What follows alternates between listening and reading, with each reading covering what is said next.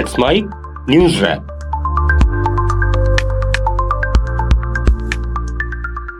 Let's Mike news wrap में आइए सुनते हैं सारे दिन की अहम खबरें सिर्फ 10 मिनट में।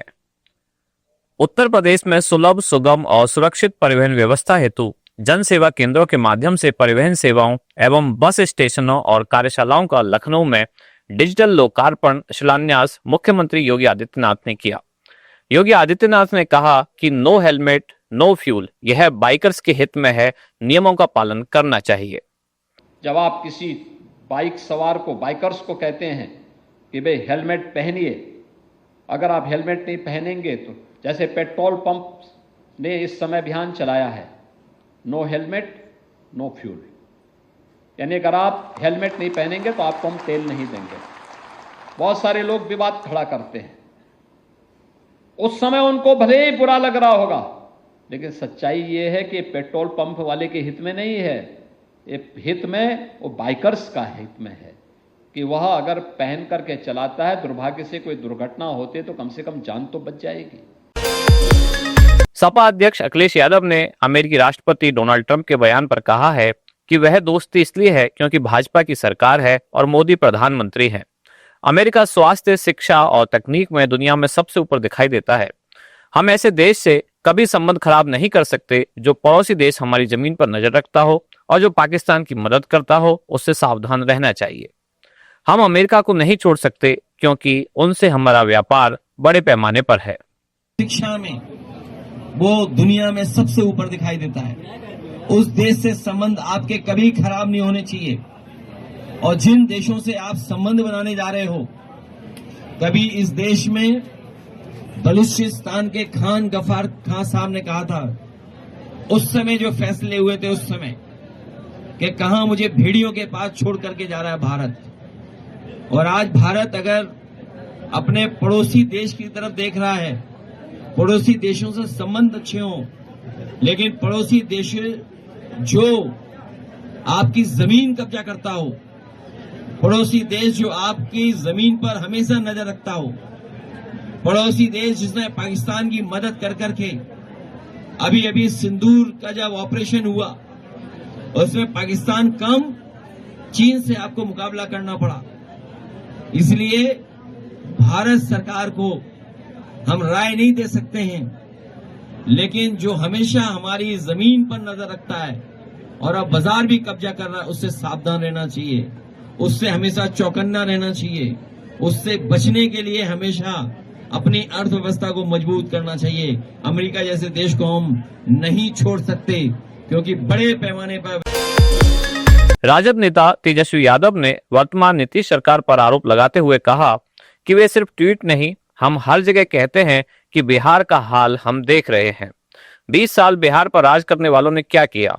शिक्षा, कमाई, सिंचाई, दवाई, प्रति व्यक्ति आय, निवेश की हालत देखिए। इन लोगों ने पहले इस बात पर बात क्यों नहीं की? हम तो ट्वीट ही नहीं, हम तो जगह जगह जाके ये बात भी बोलते रहते हैं। क्या स्थिति बनी हुई है बिहार की, वो आप सब लोग देख रहे हैं। तो बिहार को जो है 20 साल तक जो शासन, जो लोग राज करता रहा, यहाँ क्या है? अपराध बढ़ गया है, भ्रष्टाचार बढ़ गया है। क्या है, इंजीनियर को अब तक वारंट नहीं मिला है, आप समझ जाइए। ये स्थिति बनी हुई है। और यही नहीं, पढ़ाई की हालत देख लीजिए, कमाई की हालत देख लीजिए, सिंचाई की हालत देख लीजिए, दवाई की हालत देख लीजिए। प्रति व्यक्ति आय बिहार सबसे फिसड्डी है, प्रति व्यक्ति निवेश सबसे फिसड्डी है, किसानों के आय के मामले में सबसे पीछे बिहार। कोई कारखाना नहीं है, कोई उद्योग नहीं है, कोई धंधा नहीं है। और ये सरकार वही केवल वोट का समय आया है तो जो तेजस्वी कह रही है वही नकल कर रही है। राजस्थान के पूर्व मुख्यमंत्री अशोक गहलोत ने जीएसटी में हुए सुधारों पर कहा कि राहुल गांधी ने बहुत पहले ही कह दिया था कि जीएसटी को लेकर सभी वर्गों के लोग बहुत परेशान हैं। यह सरकार की जिम्मेदारी थी। कोरोना काल से लेकर नोटबंदी तक उनकी लगभग हर भविष्यवाणी सच सिद्ध हुई है। मौका था उनके सामने, यदि वे जीएसटी को सही समय पर जांच लेते तो इतनी परेशानी नहीं होती। राहुल गांधी ने बहुत पहले कह दिया था कि जीएसटी जो है उसको लेके लोग बहुत परेशान हैं, सभी वर्गों के, चाहे व्यापारी हो, चाहे वो कंज्यूमर हो, कोई भी हो। तो ये सरकार की ड्यूटी थी। जब नेता प्रतिपक्ष बोल रहा है तो वो सोच समझ के बोल रहा होगा। और राहुल गांधी जी की जो भविष्यवाणी पहले भी थी, कोविड के वक्त में भी, नोटबंदी के वक्त में भी, लगभग उनकी हर भविष्यवाणी सिद्ध हुई है, सच साबित हुई है। कि मौका था उनके सामने, जीएसटी को अगर एग्जामिन कर लेते वक्त पर तो आज लोगों को तकलीफ नहीं होती, परेशानी नहीं होती। बहुत तकलीफ आई महंगाई के दौर के अंदर।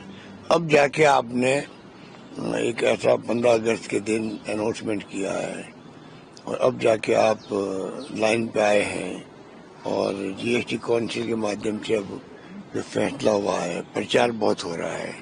बहुत देरी कर दी मेरे हिसाब, बहुत देरी कर दी है।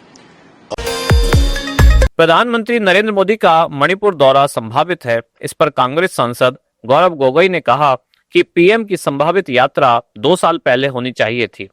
जैसा कि कहा जाता है कि न्याय में देरी होना न्याय न मिलने के बराबर है, उसी तरह मणिपुर के लोगों को पीएम की यात्रा से बहुत लंबे समय तक वंचित रखा गया है।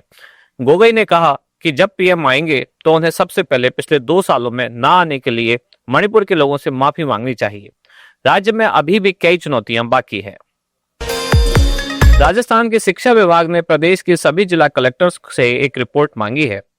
इसमें जिलों में स्थित स्कूल में मौजूदा जर्जर क्लासरूम के स्थान पर पढ़ाई के लिए दूसरी क्या वैकल्पिक व्यवस्था की गई है, इसकी रिपोर्ट मांगी गई है। ये रिपोर्ट 7 सितंबर तक सभी कलेक्टर्स को भेजने के लिए कहा गया है। यह कदम झालावाड़ में एक स्कूल की छत गिरने के हादसे के बाद उठाया गया है। राजस्थान में एसओजी ने पेपर लीक मामले में कार्रवाई करते हुए गवर्नमेंट सीनियर सेकेंडरी स्कूल के 22 प्रिंसिपल को गिरफ्तार किया है। वह 10 जुलाई से स्कूल नहीं आ रहे थे। ऐसे में जांच के बाद जयपुर के मानसरोवर से उन्हें गिरफ्तार किया गया। कार्रवाई एसआई भर्ती परीक्षा को लेकर हुई है। जांच अधिकारी और एसओजी के एएसपी चिरंजीव लाल मीणा ने जिला शिक्षा अधिकारी को लेटर लिखकर government senior secondary school Pilodi Dausa के वाइस प्रिंसिपल कार्तिकेय शर्मा की गिरफ्तारी की सूचना दी है। इलाहाबाद हाईकोर्ट की लखनऊ पीठ ने अक्षय कुमार अभिनीत फिल्म जॉली LLB 3 की रिलीज पर रोक लगाने की मांग वाली याचिका को खारिज कर दिया है। अदालत ने कहा कि फिल्म में कुछ भी आपत्तिजनक नहीं है। जयवर्धन शुक्ला की ओर से दायर याचिका में आरोप लगाया गया था कि फिल्म कानूनी पेशे के लिए अपमानजनक है। असम के मार्गरेटा में नॉर्थ ईस्ट कोलफील्ड्स कोल इंडिया लिमिटेड की कार्रवाई ने स्थानीय लोगों में आक्रोश पैदा कर दिया है। आरोप है कि कंपनी ने बिना किसी पूर्व सूचना या नोटिस के मिंटू काकोटी की दुकान को उजाड़ दिया। यह दुकान सेंट्रल अस्पताल के पास पिछले 50 वर्षों से चल रही थी और काकोटी परिवार की रोजी रोटी का सहारा थी। स्थानीय निवासियों और संगठनों ने इस कदम की कड़ी निंदा की है। सिक्किम में बच्चा चोरी की कोशिशों और संदिग्ध गतिविधियों की खबरों के बाद पुलिस ने राज्य भर में सुरक्षा कड़ी कर दी है। अभी तक किसी अपहरण या आतंकी गतिविधि की पुष्टि नहीं हुई है, लेकिन एहतियातन चेकिंग बढ़ा दी गई है, खासकर रंगपो और मेरी जैसी एंट्री पॉइंट्स पर। चुबुंग के सिंगेप स्कूल के पास एक छात्रा से जुड़ा मामला सामने आया, जहां एक अनजान शख्स ने खुद को उसके पिता का दोस्त बताकर कार में बैठाने की कोशिश की। ऐसे ही और भी मामले सोरेंग और आसपास के गांवों से सामने आए हैं। नागालैंड में एनडीपीपी और एनपीएफ के विलय की खबरें पक्की हो गई हैं। दोनों पार्टियां एकजुट होकर एनपीएफ के बैनर और पारंपरिक कोक सिंबल के तहत काम करेंगी। एनडीपीपी के 32 और एनपीएफ के 2 विधायकों के साथ नई पार्टी की ताकत 34 हो जाएगी। सूत्रों के मुताबिक यह विलय क्षेत्रीय ताकत को मजबूत करने के लिए है, क्योंकि छोटे राज्यों में 2 क्षेत्रीय पार्टियों का चलना मुश्किल है। नेताओं ने विलय के फॉर्मूले पर सहमति बना ली है और जल्द ही आधिकारिक घोषणा कर दी जाएगी। मणिपुर के पूर्व मुख्यमंत्री बीरेन सिंह ने म्यांमार से बढ़ते शरणार्थी संकट को लेकर चिंता जताई है। उन्होंने कहा कि अगर इस मुद्दे को तुरंत नहीं सुलझाया गया तो यह नियंत्रण से बाहर हो सकता है। यूएनएचसीआर की रिपोर्ट के अनुसार फरवरी 2021 के म्यांमार तख्तापलट के बाद अब तक करीब 64,300 म्यांमार नागरिक भारत में प्रवेश कर चुके हैं। असंगठित आंकड़े इससे कई गुना अधिक हो सकते हैं। मिजोरम और मणिपुर में अधिकांश शरणार्थियों ने आश्रय लिया है। साइक्लोन रेमल ने सीमा क्षेत्रों में स्थिति और खराब कर दी है, जिससे भोजन, आश्रय और स्वास्थ्य सुविधाओं की जरूरत बढ़ गई है। आप सुन रहे थे let's Mike, more than radio. Follow कीजिए हमें हमारे सोशल मीडिया प्लेटफॉर्म्स पर।